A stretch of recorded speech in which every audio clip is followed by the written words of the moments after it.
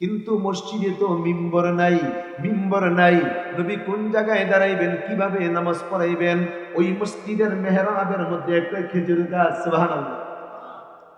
আল্লাহর নবী খুতবা দেওয়ার জন্য খেজুর গাছটার মধ্যে দাঁড়াইলেন। খেজুর গাছের মধ্যে দাঁড়িয়ে নবীজি খুতবা পড়লেন, জুমার নামাজ আদায় করলেন। এরপরের জুমা আল্লাহর নবী ওই খেজুর গাছের মধ্যেই দাঁড়াইলেন, খুতবা দিলেন, জুমা পড়াইলেন। তারপরের জুমা নবীজি ওই খেজুর গাছের মধ্যে দাঁড়াইলেন, নামাজ পড়াইলেন। এর কয়েকদিন পরে নবীজির একজন সাহাবী, যার নাম হলো তামিমে দারি রাদিয়াল্লাহু তাআলা আনহু, নবীজিকে বলেন, নবী গো, আপনি যদি আমাকে অনুমতি দেন, আপনার জন্য আমি একটা মিম্বর বানাইবো, কারণ আমি তো কাঠ মিস্ত্রি, আমি কাঠের কাজ জানি। ওগো নবী, অনুমতি দিলেন, আপনার জন্য মিম্বর বানাইবো।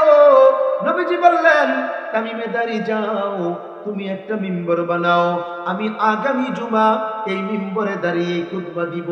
নবীজির জন্য মিম্বর বানানো হলো। শুক্রবার নবীজি জুমা পড়ানোর জন্য আল্লাহর ঘর মসজিদের মধ্যে গেলেন। আল্লাহর নবী মিম্বরে দাঁড়াইলেন। আল্লাহর নবী আশ্চর্য হয়ে গেলেন, কি ঘটনা? এ সাহাবীরা, আমি নবী মিম্বরে উঠলাম, কান্নার আওয়াজ, কে গো কান্না করে, কে কান্না করে? সাহাবীরা বলে, নবী গো, আমাদের কেউ তো কান্না করে না। নবীজি মিম্বর থেকে নামলেন, পিছনে গেলেন, গিয়ে দেখতেছেন ওই যে খেজুর গাছ, যেই খেজুর গাছের উপরে দাঁড়াইয়া আল্লাহর নবী খুতবা দিতেন, এই খেজুর গাছ বাচ্চাদের মতো কান্না করতেছে। দয়ার নবী, মায়ার নবী খেজুর গাছের উপর হাত রাখলেন। খেজুর গাছ, আমি নবী আর তোমার উপরে দাঁড়াইবো না, আমি মিম্বরে দাঁড়াইবো, এই জন্য তুমি কান্না করো।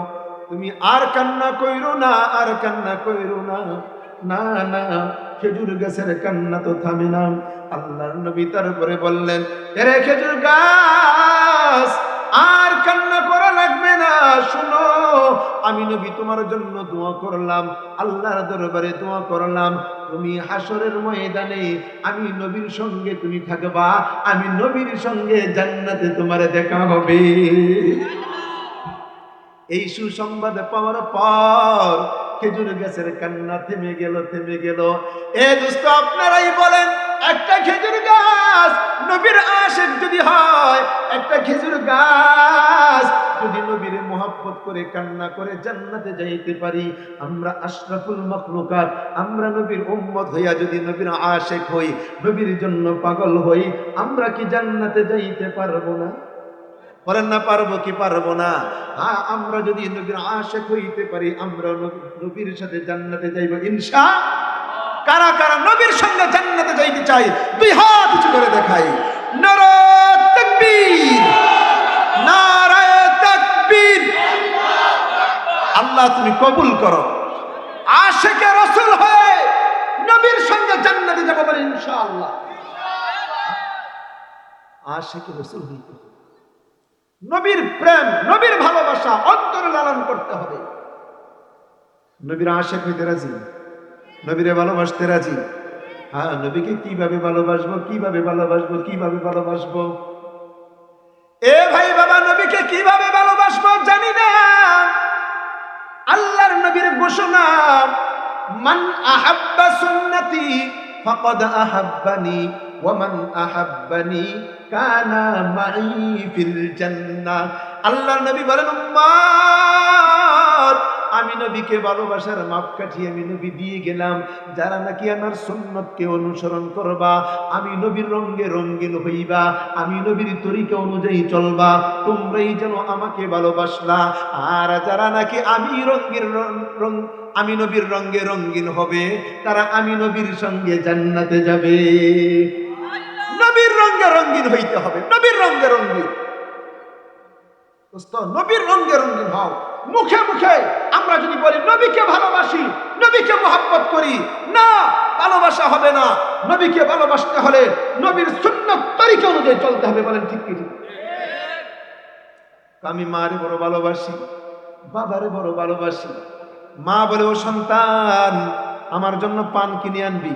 বাবা বলে, আমার জন্য লুঙ্গি আনবি। না, সন্তান পানও কিনে না, লঙ্গিও কিনে না। ভালোবাসা হবে? ভালোবাসা হবে? আল্লাহর নবীকে ভালোবাসি ভালোবাসি ভালোবাসি, না না বললে হবে না।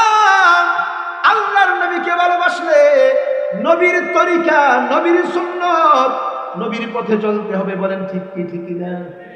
এ দোস্ত, যদি নবীর তরিকা অনুযায়ী চলে কি হবে জানেন? সুন্নাতুন রাহমাতুন, সুন্নাতুন বারাকাতুন, সুন্নাতুন ইজ্জাতুন, সুন্নাতুন মাগফিরাতুন, সুন্নাতুন নাজাতুন, সুন্নাতুন জান্নাতুন। সুন্নাত মানে রহমত, তুমি সুন্নাত মানে রহমত পাইবা। সুন্নাত মানে বরকত, সুন্নাত মানে বরকত পাইবা। সুন্নাত মানে ইজ্জত, সুন্নাত মানে ইজ্জত পাইবা। সুন্নাত মানে মাগফিরাত, সুন্নাত মানে মাগফিরাত পাইবা। সুন্নাত মানে নাজাত, সুন্নাত মানে তুমি নাজাত পাইবা। সুন্নাত মানে জান্নাত। যারা সুন্নাত মানবে তারা জান্নাতি হয়ে যাবে। নবীর তরিকা, নবীর তরিকায় নামাজ পড়লে নামাজি, নবীজির তরিকায় বিচার করলে কাজী, নবীজির তরিকায় হজ করলে হাজি। নবীকে যারা দেখছে তারা সাহাবী, নবীর কথা যারা মানবে তারা জান্নাতি। নবীর কথা যারা মানবে তারা, আমরা নবীর কথা মানবো ইনশাআল্লাহ। আল্লাহ তুমি কবুল করো। দোস্ত, কেমন নবীর উম্মত, কেমন নবীর উম্মত। ছোট্ট করে বলি, লম্বা আলোচনা না। কষ্ট হয় নাকি? নবীর কথা শুনতে কষ্ট হয়? কেমন নবীর উম্মত। নবীজির দুধমার নামটা আপনারা বলবেন, আমি শুনবো। সবাই বলতে হবে। নবীজির দুধমা হালিমাতুস সাদিয়া রাদিয়াল্লাহু তাআলা আনহা নবীজিকে কোলে করে নিয়ে আসছে আমিনার কাছে। নবীজির মার নাম আমিনা। মা আমিনার কাছে আইসেই বলে, আমিনা রে, ফেরত দিতে তো মনে চায় না। এরে আমিনা, কেমন করে ফেরত দিব? এ আমিনা, এই শিশুকে কোলে নিলাম, সাথে সাথে আমি সুস্থ হয়ে গেলাম। এই শিশুকে আমি কোলে নিলাম, আমার বুকে দুধ ছিল না, ভরপুর হয়ে গেল। আমার কোলের শিশুটাও পেট ভরে দুধ পান করলো। এরে আমিনা, এই শিশুকে কোলে নিলাম, আমার দুর্বল উটনির উপরে উঠলাম, আমার উটনিটা সবল হয়ে গেল। সুবহানাল্লাহ। আমিনা রে, এই শিশুকে কোলে নিয়ে বাড়িতে গেলাম। এলাকার মধ্যে ছিল অভাব, দুর্ভিক্ষ, জমিনের মধ্যে ফসল নাই, বকরির মধ্যে দুধ নাই। কারো জমিনে ফসল নাই, কারো বকরিতে দুধ নাই। এই শিশুকে আমি নিয়ে যখন বাড়িতে গেলাম, আমার বকরিতে দুধের অভাব নাই, আমার জমিনে ফসলের অভাব নাই। আমিনা রে, এই শিশুকে ফেরত দিতে মনে চায় না, মনে চায় না, মনে চায় না। আমিনা, আমি হালিমা দুনিয়ার মধ্যে কত সন্তান দেখলাম, কিন্তু এমন রহমতি বরকতি কোনদিন আমি দেখি নাই। মা আমিনা বলে, হালিমা তুমি বুঝি আমার কাছে তার গল্প বলতেছ? এর গল্প আমার চেয়ে বেশি তুমি জানো না, তুমি জানো না।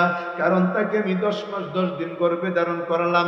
আমি তো জানি মহিলারা যখন নাকি বাচ্চা গর্ভে ধারণ করে তাদের বমি বমি ভাব হয়, তাদের অস্থিরতা লাগে, খাইতে ভালো লাগে না, গন্ধ লাগে, পেরেশানি হয়।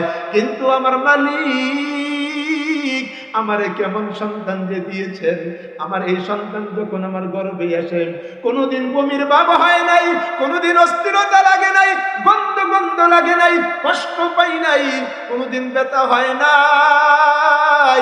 মাঝে মধ্যে আমি ঘুমাইলে স্বপ্নে দেখতাম কে যেন আমাকে বলতেছে, আমিনা রে, তোমার গর্ভে যে সন্তানটা, তিনি হবেন শ্রেষ্ঠ নবী, তিনি সমস্ত নবীদের নবী, তিনি আল্লাহর প্যারা নবী। সুবহানাল্লাহ। হালিমা,